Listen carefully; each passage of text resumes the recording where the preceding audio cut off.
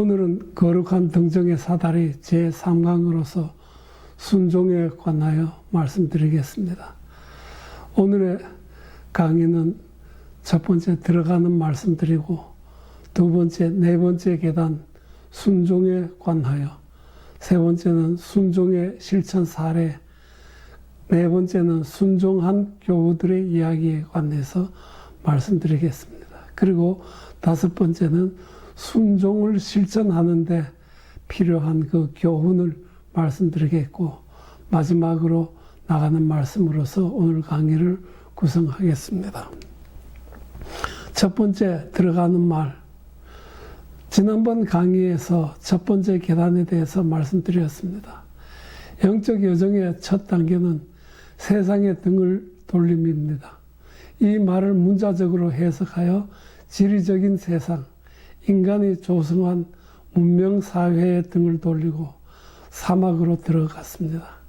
예를 들면 4세기 이집트에서 수도 생활을 했던 사람들이 있었습니다. 성 안토니는 독거하면서 수도 생활을 했습니다. 상부 이집트 테베에서 파코미우스는 한 집의 공동체를 이루어 생활하는 공주 수도원을 개척했습니다. 하부 이집트 삼각주 근방에 있는 오아시스, 니트리아, 켈리아, 스케테 등지에는 한 사람의 스승을 중심으로 사람들이 주말에 모였다가 흩어지는 산거하는 수도 생활, 그러니까 반독거 수도 생활을 했던 사람들이 모두 이런 사람들이었습니다. 이 책의 저자 역시 시나이 반도에 있는 현재 캐드린 수도원의 원장 수도사였으므로 근본적인 삶의 태도는 세상, 즉 고향과 친척과 아버지의 집에 등을 돌리고 떠나온 사람이었습니다. 다시 말해서 세상에 등을 돌린다라는 말을 영적으로 적용한다면 세상에 반대되는 곳, 즉 하나님의 나라를 향한다라는 뜻입니다. 피조 세상, 일시적이며 쉴 새 없이 변화하는 허무하고 무상한 세상, 죽음과 눈물과 신음과 고통의 세상과 그것이 주는 것에 집착하던 삶에서 등을 돌리고 영원 불멸을 하며 희락과 화평의 천상을 향한다는 뜻입니다. 인생 여정의 방향이 틀어지는 변곡점, 즉 터닝 포인트입니다. 이것을 회심이라고 하며 기독교 성사로 세례에 해당합니다. 세례 요한은 임박한 하나님의 나라에 들기 위해서 먼저 회개하라고 선포했습니다. 성사로 세례는 단번이지만 회심은 살아가는 동안 계속 이어져야 합니다. 우리는 한번 방향을 잡고 걷기 시작했지만 마귀의 유혹과 시험으로 인해 넘어지고 처음 지향했던 목적지를 향하는 방향을 잃기 때문입니다. 그러므로 우리는 그때그때 방향을 재수정해야 합니다. 이것을 회개라고 합니다. 두 번째 계단, 이제 저자는 두 번째 계단에서 방향을 잃은 원인과 그것에서 벗어나는 길을 제시하고 있습니다. 여정의 방향을 잃게 하는 것은 밖에 있는 것보다 안에 있는 정념에 물든 인간의 본성입니다. 타락한 인간 본성은 감각적 쾌락과 그것을 주는 것에 애착 또는 집착하게 되어 있습니다. 감각적 쾌락을 주는 세상과 세상의 것을 움켜잡고 만족하지만 반대로 고통과 괴로움을 주는 것은 배척하고 그것에 분노합니다. 이러한 감각적 자극들을 정념이라고 부릅니다. 그러나 정념보다 중요한 것은 지성인데 지성은 감각의 대상을 분별하고 취사선택하는 기능을 합니다. 예를 들면 사악한 정념은 세상의 쾌락을 느끼는 것인 반면에 선한 정념은 하나님의 나라의 희락을 느끼는 것입니다. 우리는 원죄로 인해 본디 선한 정념이 사악하게 변화되었습니다. 세상의 것에 취착할 때 그것의 허무함과 상실감을 줄 때 그 괴로움은 어떠하겠습니까? 그러므로 세상의 것을 사랑하면 할수록 그것을 상실했을 때 그 고통은 그만큼 더 클 것입니다. 그래서 사도 요한은 이 세상이나 세상에 있는 것들을 사랑하지 말라. 누구든지 세상을 사랑하면 아버지의 사랑이 그 안에 있지 아니하니라고 했습니다. 그러므로 세상과 세상의 것을 잡은 손을 펼쳐서 놔버릴 때 그것으로 인한 괴로움에서 벗어나게 됩니다. 마치 뜨거운 쇳덩어리를 잡았다가 뜨거움을 감지하는 순간 그것을 놔버리는 것과 같습니다. 이처럼 저자는 두 번째 계단을 손에 움켜잡은 것을 놔버림이라는 말로 했지만 우리말로 이것을 이탈이라고 했습니다. 첫 단계와 연결된 동작으로 설명하자면 세상의 등을 돌려서 돌아서서 걸어가기 위해서 세상의 것을 잡은 것을 놔버린다라는 뜻이 되겠습니다.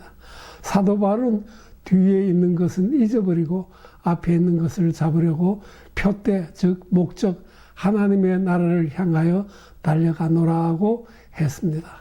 우리가 집착하는 것에는 물질적인 것과 비물질적인 것이 있습니다. 물질적인 것은 음식, 이성, 재물 등입니다. 여기에서 이탈하는 것은 비물질적인 것에 비해서 쉽습니다. 비물질적인 것이라면 허영, 교만 등에 해당됩니다. 모든 정념은 자기 사랑에서 비롯됩니다. 이것을 사다리 저자는 자만심이라고 부릅니다. 자만심을 놓아버리기 위해서 겸손이 약입니다. 겸손에 대해서는 나중에 다시 다룰 것입니다. 세 번째 계단, 저자는 세 번째 계단에 유랑하는 삶, 즉 이 세상에서 순례자로 사는 태도를 두었습니다. 유랑 생활이란 순례자로 살기 또는 과객의 태도로 살기입니다. 육신을 입고 앞에 두 계단의 삶을 산다는 것은 불가능합니다. 세상에 등을 돌리고 사막으로 갔지만 그것 역시 세상입니다. 세상의 것을 완전히 버리고 살 수는 없습니다. 인간 자체가 오감을 가진 육신을 가지고 육신의 생명을 유지하기 위한 물질이 필요합니다. 세 번째 계단에서는 이러한 상황에서 어떻게 살아야 하는지를 다루고 있습니다. 결론적으로 이 세상에 살 때 과객처럼 사는 방법에 대한 교훈을 주고 있습니다. 저자가 말하는 여정이란 땅 위에 세운 사다리의 끝이 하늘에 닿아 있는 그 사다리를 타고 올라가는 것입니다. 라고 했습니다. 그러므로 사다리의 단에 집착해서는 안 됩니다. 밟았던 단에 집착하지 말고 그 다음 단을 딛고 올라서야 합니다. 그러므로 사다리 위에 집을 짓고 거기에 안주해서는 안 됩니다. 변화산에서 주님의 변모를 체험한 베드로가 주여 우리가 여기 있는 것이 좋사오니 라고 한 것처럼 거기에 안주해서는 안 됩니다. 사도 바울은 말세의 유랑적인 삶에 대해 이렇게 교훈했습니다. 고린도전서 7장 29절에서 31절에 때가 얼마 남지 않았으니 이제부터는 안에 있는 사람은 없는 사람처럼 하고 우는 사람은 울지 않는 사람처럼 하고 기쁜 사람은 기쁘지 않는 사람처럼 하고 무엇을 산 사람은 그것을 가지고 있지 않은 사람처럼 하고 세상을 이용하는 사람은 그렇게 하지 않는 사람처럼 하도록 하십시오. 이 세상의 형체는 사라집니다. 라고 했습니다. 성경의 숫자의 의미를 두고 진리를 설명하는 경우가 많습니다. 사다리의 요한 또한 세 번째, 즉 3이라는 숫자의 의미를 두고 유랑생활에 관해서는 세 번째 계단에 설치를 했습니다. 사다리 56쪽에 이것이 3위의 숫자에 상응하는 세 번째 단계입니다.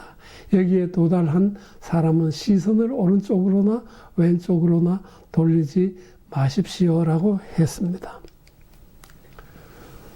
두 번째, 네 번째 계단 순종에 관하여 말씀드리겠습니다. 저자는 네 번째 계단에 순종을 두었습니다. 저자는 4라는 숫자를 복음서의 4명의 저자라는 데 의미를 두고 있습니다. 사다리 97쪽에 이 계단의 숫자는 복음서 기자들의 수와 동일합니다. 라고 했습니다. 그러니까 네 번째 계단은 복음의 계명의 순종이라는 계단입니다. 순종은 마음과 정신으로만 되지 않습니다. 몸으로 실천하는 것이 필요합니다.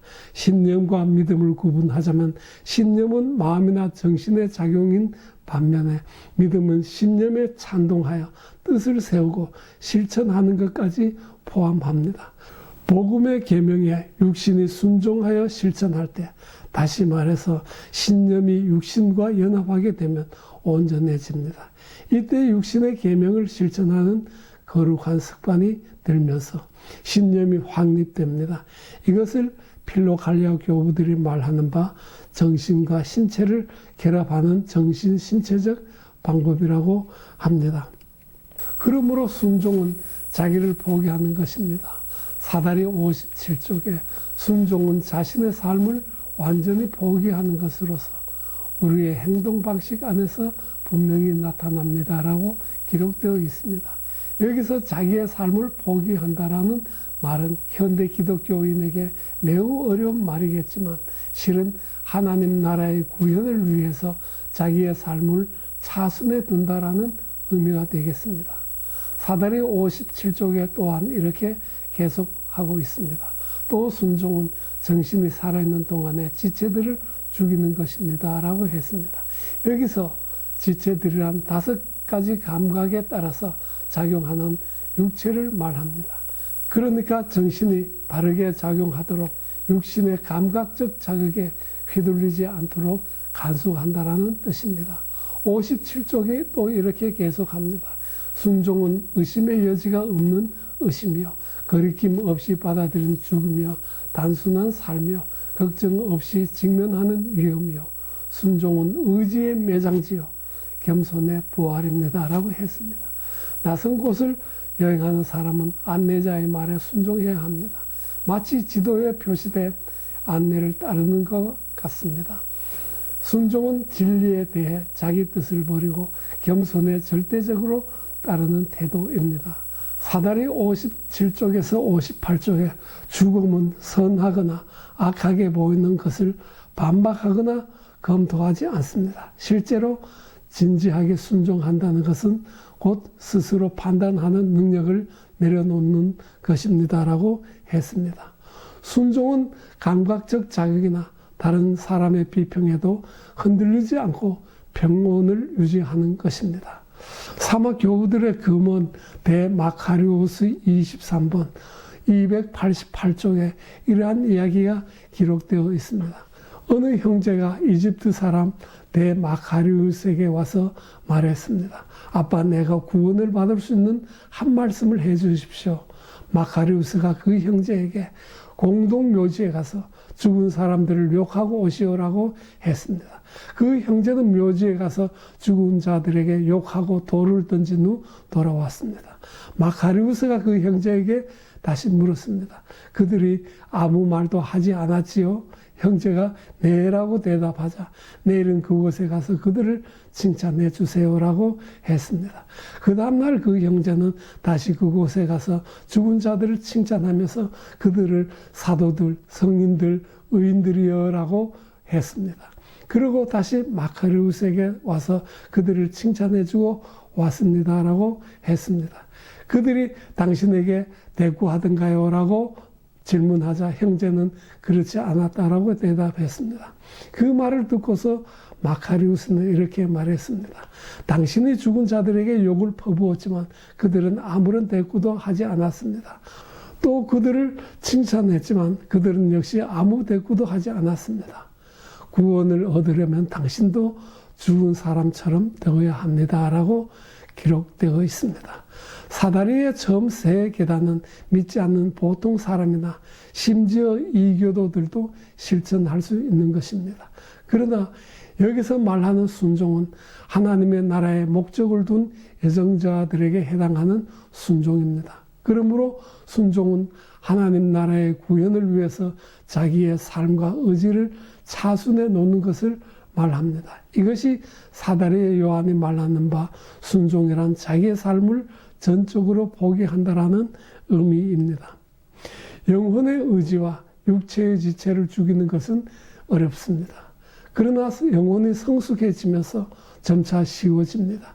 이를 두고 주님은 내 명예는 쉽고 내 짐은 가벼움이라고 마태복음 11장 30절에 그렇게 기록되어 있습니다. 사다리 58쪽에 영혼의 의지와 육체의 지체를 죽이는 일은 시작은 어렵습니다. 중간 단계는 때로는 어렵고 때로는 어렵지 않습니다. 그러나 마지막은 감각으로부터 해방이요 고통으로부터의 자유입니다라고 기록되어 있습니다. 이전에는 세상의 것에서 유익을 얻을 때 기뻐하다가 그것을 상실했을 때 괴로워했습니다. 그러나 순종하기 시작한 사람은 세상 속에 살지만 거기에 연연하지 않다가 양심에 거리끼는 것에는 민감하고 괴로워합니다. 이것이 순종을 분별하는 시금석입니다. 사다리 58쪽에 살아있으나 죽은 것처럼 사는 복된 사람은 자기의 유익을 위해서 행동하고 있음을 발견할 때 마음의 병이 들며 자신의 개인적인 판단을 사용하고 있음을 깨달을 때 매우 놀랍니다라고 기록되어 있습니다. 복음의 계명에 순종하는 삶의 태도가 중요하지만 실제 생활에서는 영적 인도자에게 순종하는 태도 또한 중요합니다. 그러므로 영적 인도자를 정하는 일에 신중해야 합니다. 사다리 59쪽에 우리가 구원을 향한 참된 갈망을 가지고 겸손하게 고개를 숙이며 주님 안에서 자신을 다른 사람에게 맡기기로 한 후에 먼저 해야 할 일이 있습니다. 조금이라도 신중한 사람이라면 자신의 교사를 조사하고 시험해 보아야 합니다. 선언을 조타수로 여기거나 환자를 의사로 여기거나 정념을 품은 사람을 무정념한 사람으로 여기거나 바다를 항구로 여겨서 영혼이 좌초하지 않도록 해야 합니다라고 했습니다. 그러나 한번 지도자로 정한 후 인도자에게 몇 가지 결함이 발견하더라도 순종하는 것이 유익합니다.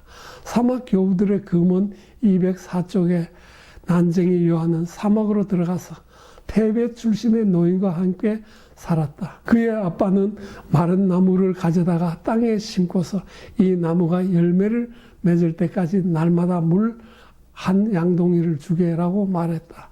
그런데 물이 너무나 먼 곳에 있기 때문에 그는 저녁에 물길로 가면 다음날 아침에 돌아오곤 했습니다.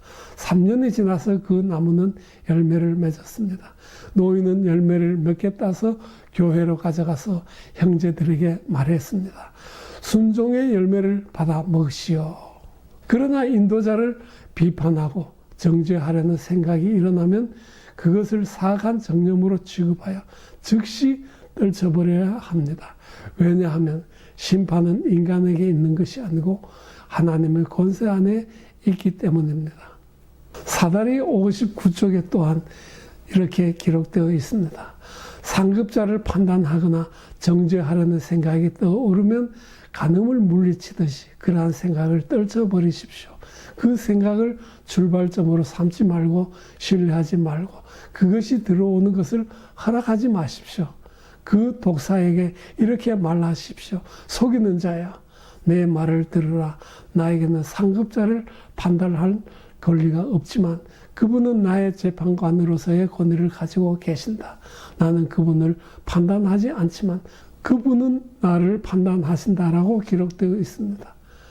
그러므로 순종이 기억 안에 확고한 자리를 잡을 때까지 쉬지 말고 기도해야 합니다. 신앙생활에서 처음에는 배운 것과 그것을 실제로 처음 하는 것 사이에 괴리가 있지만 점차 신앙이 깊어지면 배운 바를 자신도 모르는 사이에 실천을 옮기는 상태를 말합니다. 즉 배운 바가 습관이 될 때는 자신의 어떤 행위를 설명할 수 없는 사이에 이루어집니다. 이것을 기억이 내면에 확립되었다라고 말하거나 또는 영성이 형성되었다라고 하는 것입니다.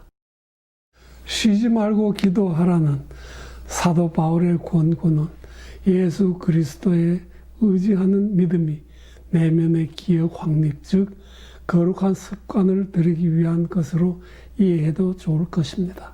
그렇게 되면 우리가 잠든 사이에 원수가 와서 가라지를 뿌려도 불가항력의 무의식 상태에서도 그것을 제거할 수 있을 것입니다. 확고한 믿음을 유지하려면 선한 행위가 마음에서 지어질 수 없도록 해야 합니다. 그리하면 마귀가 우리 안에 그들에 대한 불신의 씨를 뿌려도 우리는 마음속에 보존된 것으로 그것들을 몰아낼 수 있습니다라고 기록되어 있습니다. 순종은 육신의 선한 습관이 될 때까지 기도로서 훈련해야 합니다. 그럴 때 순종을 한번 맛보아 안 사람에게는 더 큰 순종에 이르게 합니다. 마음에서 믿음의 꽃이 만발할 육신은 그만큼 더 열심히 그것을 섬깁니다. 믿음을 따라 하지 않는 것은 다 죄이므로 불신은 곧 실족하는 것입니다. 순종은 인간의 힘으로는 되지 아니하며 능력으로 되지 아니하고 오직 하나님의 은혜로 됩니다. 이것이 복음의 계명에 순종하려는 갈망을 가진 자에게 주어지는 하나님의 특별한 은혜이며 한 번이라도 순종이라는 꽃의 향기를 맡아보았던 사람에게 더욱 강력한 갈망을 주십니다. 우리가 다 그의 충만한 데서 받은 은혜 위에 은혜라고 요한복음 1장 16절에 기록되어 있습니다. 순종은 나중에 다룰 24번째 계단의 온유를 낳습니다. 말씀에 순종하는 자는 온유한 자입니다. 온유한 자는 땅을 기업으로 복을 받습니다. 다시 말해서 온유한 자는 그가 있을 자리나 현세나 내세에 영원히 존재합니다. 반대로 온유하지 않는 자는 이 땅에서나 하나님 나라에 있을 자리가 없습니다. 순종이란 온유를 토대로 말씀에 순종하는 것입니다. 세 번째, 순종의 실천 사례를 말씀드리겠습니다. 사다리의 요한은 순종에 크게 두 가지 영역을 나누고 있습니다. 하나는 복음의 계명에 순종하는 것이며 또 하나는 수도원 제도와 장상에 순종하는 것입니다. 저자는 네 번째 계단 순종에서 수도원 안에서 순종하는 사례를 많이 다루고 있습니다. 수도원의 질서는 장상이 제정한 규칙으로 정합니다. 그래서 수도원을 오더라고 부르는 이유가 여기에 있습니다. 그러므로 수도사가 되려면 수도원의 규칙을 따르겠다는 서원을 해야 합니다. 수도 서원은 보통 세 가지로 구성되는데 예를 들면 보편적으로 청빈, 순결, 순명입니다. 베네딕토 수도 규칙은 정주, 순명, 수도승다운 삶입니다. 그러므로 각 수도회마다 서원이 조금씩 다를 수 있지만 순종 서원은 어디에도 빠지지 않습니다. 모든 수도 서원은 복음의 계명에 토대를 두고 있습니다. 첫 번째 실천 사례로서 사다리의 요한은 그가 간 강도가 회개하여 수도사로서 거룩한 삶을 살게 하려고 회개의 명령을 내린 이야기가 기록되어 있습니다. 한 사람의 회개는 회개하지 않은 다른 사람에게 교훈을 줍니다. 주님의 삶은 세상 사람들에게 보이신 본복입니다. 내가 너에게 행한 것 같이 너희도 행하게 하려 본을 보였노라고 요한복음 13장 15절에 기록되어 있습니다. 우리가 세상에서 복음의 계명을 실천하는 것도 이와 같습니다. 수도 원장은 강도를 회개시키기 위해서 혹독하게 대한 이유에 대해서 이렇게 대답합니다. 두 가지 이유가 있습니다. 첫째, 이 사람이 지금 수치스럽게 죄를 고백함으로써 장래에 이러한 행위로 인한 후회를 느끼지 않게 하려는 것이었는데 이것은 이미 이루어졌습니다. 두 번째 이유는 죄 고백하지 않은 몇 형제가 있는데 이 일을 계기로 그들이 죄 고백하기를 기대했습니다. 왜냐하면 죄를 고백하지 않고서는 죄 사함을 받지 못하기 때문입니다. 라고 사다리 61쪽에서 62쪽에 기록되어 있습니다. 두 번째 예는 첫 번째 예와 달리 장상이 없거나 수도 원장이 없더라도 수도사들이 자진해서 규칙을 지키는 그러한 모습을 보여줍니다.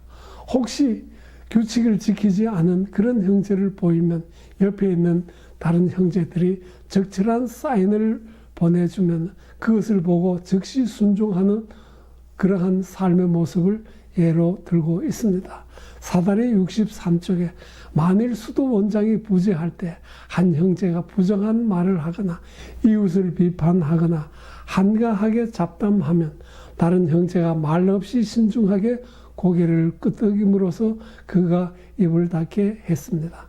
혹시 고개를 끄덕여도 그 형제가 말을 그치지 않으면 고개를 끄덕였던 형제가 그 형제 앞에 엎드렸다가 떠나갑니다라고 기록되어 있습니다. 죄는 몸으로 짓는 죄, 말로 짓는 죄, 마음으로 짓는 죄가 있습니다. 이 중에 말로 짓는 죄는 자신뿐만 아니라 상대방 정신에 악한 영향을 끼치므로 매우 조심해야 합니다. 대화는 하나님 나라 구현에 유익한 것이어야 합니다. 그러므로 선한 교제를 위해서 거짓말을 하거나 속이는 말을 해서는 안 되며 한 입으로 두 가지 말을 해서는 안 되며 폭언이나 욕설을 하지 말아야 하며 거칠어하는 말로 현혹하지 말아야 합니다. 형제의 잘못을 말로 지적할 때 잘못하면 형제를 심판하는 오해를 일으킬 수 있습니다. 그러므로 형제의 잘못을 일깨우는 몸짓을 함으로써 이러한 오류를 피할 수 있습니다. 이렇듯이 거룩한 공동체는 선한 친구들이 교제하는 장소가 되어야 합니다. 삼위의 교통은 이 세상에서의 이웃 간 교제의 모범이 됩니다. 특히 교회 공동체는 그러해야 합니다. 선한 이웃의 교제란 신앙의 궁극 목적, 하나님 나라의 구현에 도움이 되는 관계입니다. 이들은 끊을 수 없는 사랑의 끈으로 묶여 있었습니다. 한층 더 놀라운 것은 그들이 모든 교제와 한가로운 잡담에서 자유롭다는 것이었습니다. 특히 그들은 절대 형제의 양심을 아프게 하지 않으려고 노력했습니다. 나는 이 거룩한 교부들 가운데서 진정 유익하고 칭찬할 만한 일들을 보았습니다. 주 안에서 모여 연합하고 활동과 관상을 훌륭히 결합하여 행하는 형제들을 보았습니다. 그들은 천국에 속한 것에 몰두해 있었고 또 그들은 서로 호의를 가지고 거룩한 경계를 하도록 자극했습니다. 그들은 거룩한 훈련을 계획하고 연구하여 제정했습니다. 여기에서 활동과 관상을 결합한다라는 말이란 필로칼레에서 말하는 바 영적 여정의 두 영역을 조화롭게 한다라는 뜻입니다. 즉 하나님을 아는 지식을 삶에서 실천한다라는 뜻 또는 삶의 모든 행동을 말씀의 토대를 둔다라는 의미가 되겠습니다. 또한 여기서 몰두란 마음을 하나의 대상에 집중한다라는 뜻으로서 영적인 눈을 하나의 대상, 하나님과 및 그의 진리에 집중한다라는 뜻이 되겠습니다. 또한 거룩한 경계는 정념으로부터 마음을 지키는 것으로서 깨어 기도하라라는 복음의 계명을 실천하는 것입니다. 또한 여기서 거룩한 훈련이란 복음의 계명이 육신의 습관으로 형성하기까지 절제하고 영적으로 각성하여 쉬지 않는 기도와 말씀 묵상 등을 하는 것을 의미합니다. 이러한 삶이 관상을 실천하는 수덕적 삶이며 필로칼레아 교부들은 헬라 철학 용어를 차용하여 무정념을 실천한다라고 표현합니다. 이러한 삶을 위한 구체적 실천은 하나님과 죽음을 기억하는 것입니다. 세 번째 예로 겸손과 쉬지 말고 기도하라는 계명을 지키는 제빵공에 관한 사례를 들고 있습니다. 나는 그 제빵공이 일하는 동안 완전히 묵상 상태를 유지하며 많은 눈물을 흘리는 것을 보고서 어떻게 하여 그러한 은혜를 얻었는지 집요하게 물었습니다.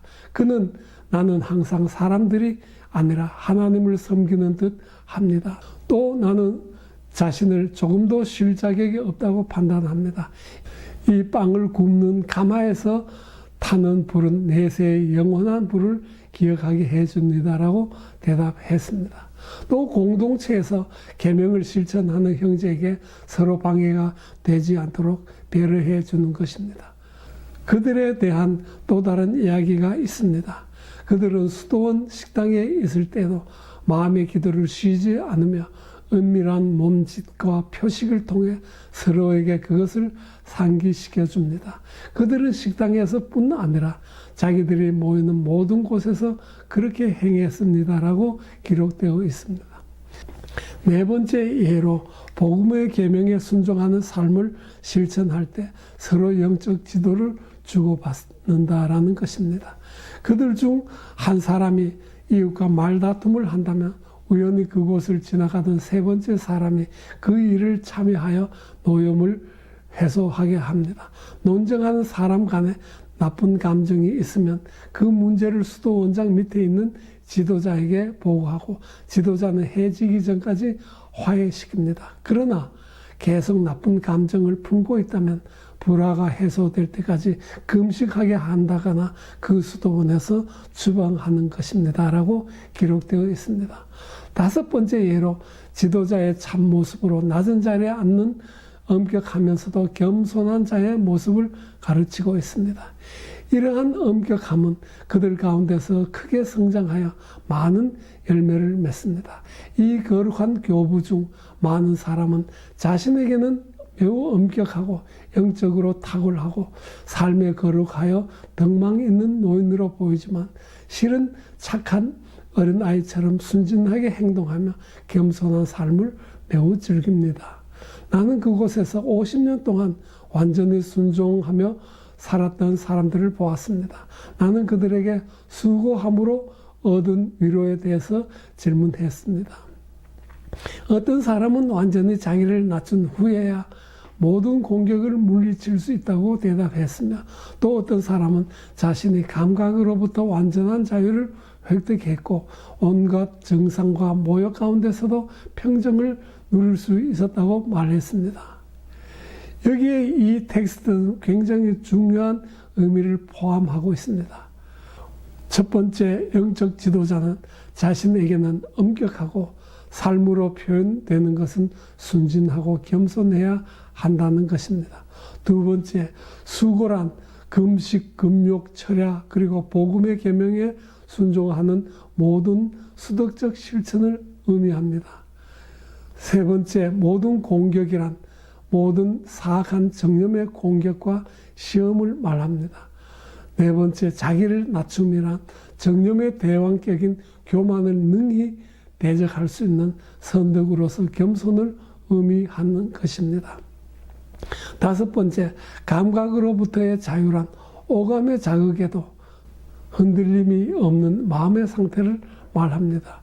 여섯 번째, 평정이란 감각적 자극이나 세상 사람들의 평가에도 흔들림 없는 마음이 고요한 상태로서 동방교회에서는 이를 해시키아라고 합니다. 이러한 6가지 각주 설명을 참고하여서 여기에 나타나 있는 텍스트를 다시 한번 읽고 음미해 보시기 바랍니다. 네 번째, 순종의 삶을 살았던 5명의 교부들의 이야기를 다루고 있습니다.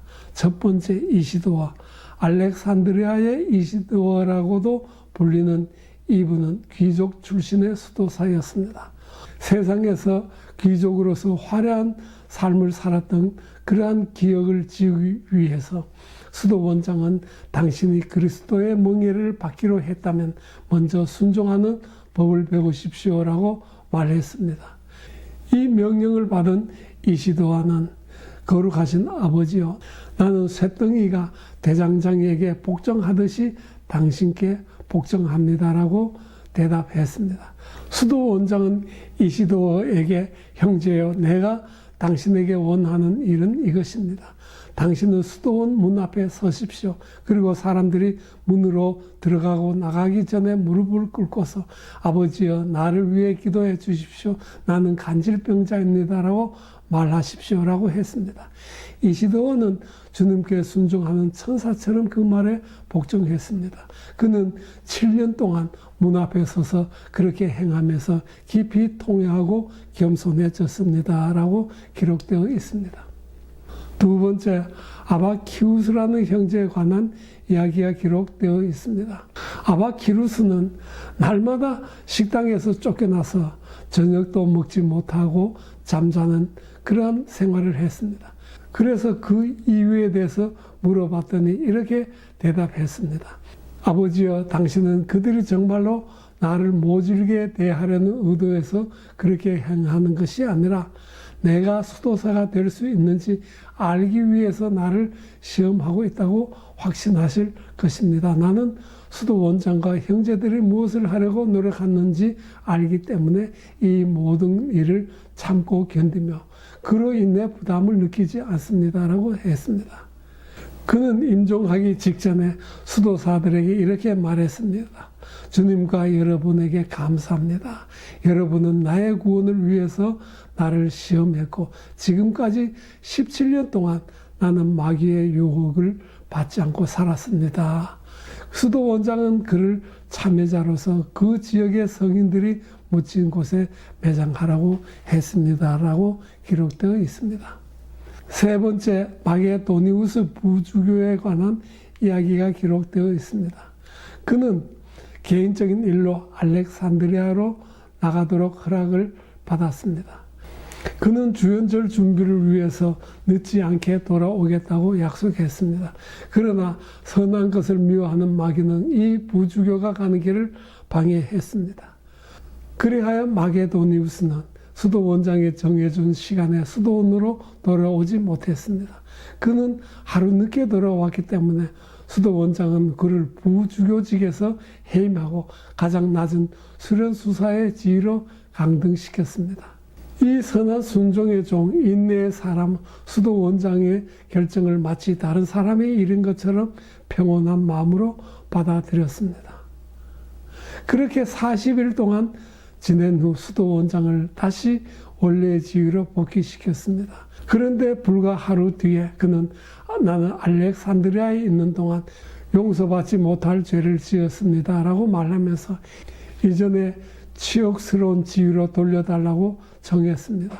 그는 겸손을 위해서 벌을 받으려고 했고 그의 소원이 받아들여졌습니다. 이 백발의 노인은 수련수사로서 지내면서 모든 사람에게 자기를 위해 기도해달라고 부탁했습니다. 그는 나는 불순종이라는 간음죄를 범했습니다라고 말했습니다. 네 번째, 성미나에 관한 이야기가 72쪽에서 73쪽에 기록되어 있습니다. 미나라는 훌륭한 사제는 59년 동안 공동체에서 생활하면서 모든 직무를 수행해 오신 분이었습니다. 이 거룩한 수도사가 세상을 떠난 사흘 뒤 갑자기 그분이 묻혀있는 곳에 향기가 피어올랐습니다. 우리가 수도원장의 허락을 받고 관을 열어보니 그분의 두 발에서 두 줄기 모략처럼 보이는 것이 흘러나오고 있었습니다. 선생님은 우리 모두에게 보십시오. 이분이 수고하며 흘린 땀이 모략처럼 하나님께 드려졌고 받아들여졌습니다 라고 말씀하셨습니다. 그곳 형제들은 이 성미나가 행한 많은 승리의 사건에 대해 이렇게 이야기했습니다. 그 중에는 다음과 같은 이야기가 있습니다. 한 번은 수도원장이 그분의 인내심을 시험해 보려고 했습니다. 저녁 때 그분이 수도원장의 수실에 들어와 엎드려 항상 하던 대로 가르침을 구했습니다. 그런데 수도원장은 그분을 땅에 엎드린 채로 내버려 두었다가 성무일과 시간이 되어서야 축복해 주었습니다. 나는 그분 성미나가 거룩한 수도원장 앞에 엎드려 있는 동안 잠이 들었느냐고 물었습니다. 그러나 그분은 엎드려 있는 동안 시편 전체를 낭송했다고 했습니다. 다섯 번째, 어떤 원로의 순종을 실천하기 위한 교훈이 73쪽에서 74쪽에 기록되어 있습니다. 그 훌륭하신 분 중 한 사람은 나에게 큰 사랑을 보여주었습니다. 그분은 무척 솔직한 분이었는데 언젠가 그분 나름대로 친절하게 이렇게 말씀해 주셨습니다. 지혜로운 사람이여, 만일 당신의 내면에 내게 능력 주시는 자 안에서 내가 모든 것을 할 수 있느니라고 했던 분의 능력을 소유한다면, 만일 지극히 높으신 분의 능력이 임한다면 당신은 우리 하나님이신 그리스도처럼 순종의 수건을 머리에 묶고 침묵의 만찬 자리에 일어나 통회하는 심령으로 형제들의 발을 씻고 뜻을 낮추어 형제들의 발 아래 있어야 할 것입니다. 잠자지 않는 엄격한 수문장을 마음의 문 앞에 세우십시오. 당신의 사지가 비틀리고 어렵게 움직일 때 내적 침묵을 실천하십시오. 격정이 솟구칠 때 영혼의 평정을 유지하십시오. 논쟁을 원하는 입을 억제하십시오. 정신을 영혼에 고정시키는 모루 위에 쇳덩이처럼 망치로 내리치십시오. 정신은 모욕과 조롱을 당해야 합니다. 그러나 결코 파괴되거나 짓밟혀서는 안 됩니다. 정신은 동요됨이 없이 평정을 유지해야 합니다. 부끄러움을 모르는 감각을 절제의 고삐로 억제하십시오. 육체적인 아름다움을 상상하면서 시간을 허비하는 눈은 죽음을 묵상함으로써 억제하십시오. 쓸데없는 데 분주하며 형제의 무모한 판단과 정죄하는 정신을 억제하십시오. 이웃을 사랑하고 동정하십시오. 생명수를 마시듯이 단숨의 조롱을 삼키십시오. 라고 기록되어 있습니다. 5번째, 순종을 실천하기 위한 몇 가지 교훈이 있습니다. 첫 번째로, 거룩한 습관이 형성될 때까지 안심해서는 안 됩니다. 습관은 취미가 되고 취미는 습관이 됩니다. 특히 덕이 습관에 의존할 때 그러합니다. 여기에서 하나님은 공동 협력자이십니다. 두 번째로는 겸손은 순종에게서 나오고 겸손에서 무정념이 나온다는 것입니다. 순종에서 무정념이 나오며 무정념을 통해서 겸손의 목표가 달성됩니다. 모세가 율법의 시작인 것처럼 겸손이 무정념의 시작입니다. 세 번째, 마음을 지켜보라는 것입니다. 형제들과 함께 있을 때 자신을 지켜보십시오. 그리고 어떤 상황에서든지 자신을 그들보다 낫다고 여기지 마십시오. 만일 그런 행동을 한다면 당신은 2배나 잘못을 범하게 되는 것입니다. 네 번째로, 자기 생각을 영적 싸움의 대상으로 삼으라는 것입니다. 항상 자기의 생각들과 싸우며 생각들이 배회하면 재빨리 불러들이십시오. 생각들을 도둑맞으면 낙심하지 말고 평정을 유지하며 쉬지 말고 정신을 불러들이고 숨이 끊어질 때까지 싸움을 포기하지 않고 몸과 영혼이 수천 번 죽어도 참고 견디겠다고 명세한 사람은 쉽게 이러한 어려움에 빠지지 않을 것입니다. 마음이 한결같지 못하고 자신이 속한 곳에 충실하지 못할 때 비틀거리고 재앙을 초래하는 것입니다. 가볍게 여기저기 기웃거리는 사람은 부적절한 사람입니다. 참을성 없이 조급한 것은 무익함으로 가장 쉽게 이어집니다. 만일 당신이 이곳저곳으로 방황한다면 그리스도께서 당신의 몸값으로 지불하신 금을 낭비할 것입니다. 라고 기록되어 있습니다. 이 텍스트는 아케디아 상태를 설명하는 것입니다. 5번째로, 자신을 항상 낮은 자리에 두라는 것입니다. 수은을 완전한 순종의 모범으로 삼으십시오. 수은은 어떤 물질과 함께 굴러도 가장 낮은 곳으로 굴러가며 결코 더러운 것과 섞이지 않을 것입니다. 라고 했습니다. 초심자의 영혼에 모욕과 멸시 등은 쓴 쑥과 같습니다. 칭찬, 영예, 인정 등은 꿀과 같아서 쾌락을 사랑하는 사람들 안에 온갖 종류의 달콤함을 낳습니다. 그러나 그것의 본질을 기억해야 합니다. 쓴 쑥은 모든 내면의 더러움을 정화해 주지만 꿀은 담즙을 증가시킵니다. 라고 또 기록되어 있습니다. 6번째로, 순종에서 겸손이 나오며 겸손에서 분별이 나온다라는 것입니다. 순종에서 겸손이 나오며 겸손에서 분별이 나옵니다. 분별에서 통찰력이 나오고 통찰에서 예지가 나옵니다. 이러한 축복이 앞에 있는데도 이 훌륭한 순종의 경주를 하지 않으려는 사람이 있을까요? 라고 기록되어 있습니다. 마지막 7번째로, 쉬지 말고 기도하라. 이 교훈은 매 시간 자신의 악한 생각들을 지켜보고 그것을 몰아내기 위해서 잠시도 멈추지 말고 예수 그리스도의 이름으로 기도하라는 뜻입니다.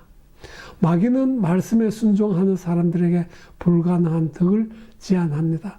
순종의 생활을 시작한 초심자의 생각을 살펴보면 생각들이 부조화 상태를 발견할 것입니다. 예를 들면 침묵하려는 소원, 금식하려는 소원, 쉬지 않고 기도하려는 소원, 허영심으로부터의 자유를 얻으려는 소원, 항상 죽음을 기억하려는 소원, 양심의 가책을 원하는 마음, 노염으로부터 해방하려는 마음, 깊은 침묵을 향한 소원, 순교를 원하는 마음 등은 조화를 이루지 못합니다. 또 하나님의 섭리에 따라서 처음에 그들에게 그 일이 구현되지 않으면 그들은 미혹되어 다른 삶을 서둘러서 실천합니다. 원수는 그들이 인내하여 이러한 덕을 얻지 못하게 하려고 그들을 설득하여 너무 일찍 다른 덕을 향하게 합니다. 라고 기록되어 있습니다. 마지막으로 나가는 말, 사다리의 요한은 네 번째 계단에 순종을 앉혔습니다. 4라는 숫자에 사복음서의 저자라는 의미를 두었다고 했습니다. 앞에서 다룬 세 단계, 세상의 덕을 돌림, 이탈, 과객으로 살기는 하나님을 믿지 않는 자, 심지어 배교자도 실천할 수 있는 것입니다. 그러나 네 번째 순종이라는 단계에 접어들면서 여정의 목적이 분명해지기 시작합니다. 왜냐하면 순종에는 두 사람, 즉 명령하는 자와 그 명령을 따른 자가 관여되기 때문입니다. 순종하는 사람은 개인적인 영적 지도 아래 지도를 받을 때나 수도 공동체에 입회할 때는 어김없이 순명의 서운을 바칩니다. 순종하는 대상은 제일 먼저 복음의 계명이 가장 으뜸이 되겠습니다. 그리고 장상으로서 영적 지도자, 공동체의 규칙, 상호 인도자로서의 선한 친구들이 있습니다. 신앙인들이 사도신경으로 고백하는 것은 교회 공동체에 서운하는 것으로 볼 수 있겠습니다. 사다리에서 30단계의 각 단계는 독립적으로 단절된 것이 아니라 한 계단에 다른 29개의 정신을 수반한다고 할 수 있겠습니다. 단지 특정한 계단에서 그 성향이 뚜렷하게 표출되기 때문에 그 계단의 이름을 그렇게 정했을 뿐인 것입니다. 그러니까 네 번째 순종의 계단 안에 앞에 세 계단을 수반하고 있다라고 보는 것이 맞습니다. 앞에 세 계단을 실천하려면 우선 복음의 계명을 실천함으로써 정신과 육신의 거룩한 습관을 들여야 합니다. 순종은 머리로만, 이론으로만, 신념으로만 되지 않습니다. 육신도 여기에 참여해야 합니다. 그러므로 순종은 실천과 지식이 상조하면서 균형을 이루어 몸도 기억하도록 해야 합니다. 이를 필로칼리아에서 정신, 신체적 삶이라고 합니다. 우리의 구주, 하나님의 아들 예수 그리스도의 이름이 우리의 신체와 몸에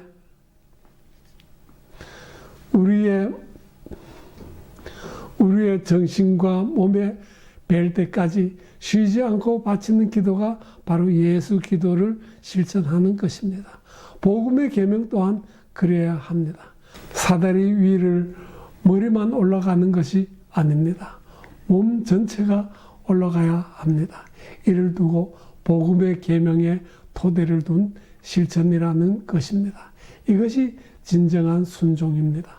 네 번째 계단의 순종은 머리로만 믿으려는 어리석은 현대 신앙인들에게 주는 교훈이 될 것입니다.